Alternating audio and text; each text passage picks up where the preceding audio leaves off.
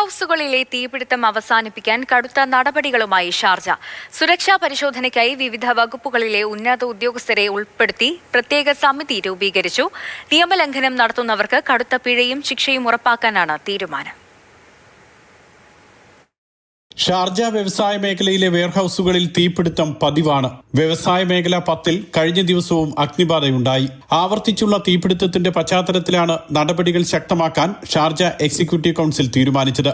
ഇതിന്റെ ഭാഗമായി വെയർഹൌസുകളിൽ വ്യാപക പരിശോധന നടത്തും. ഇത്തരം പരിശോധനകൾക്കും തുടർ നടപടികൾക്കുമായി പ്രത്യേക സമിതി രൂപീകരിച്ചിട്ടുണ്ട്. ഷാർജ പോലീസ് ജനറൽ കമാൻഡാണ് സമിതിയുടെ അധ്യക്ഷൻ. സിവിൽ ഡിഫൻസ്, മുനിസിപ്പാലിറ്റി, സാമ്പത്തിക മന്ത്രാലയം എന്നിവയിലെ ഉന്നത ഉദ്യോഗസ്ഥർ സമിതിയിൽ അംഗങ്ങളാകും.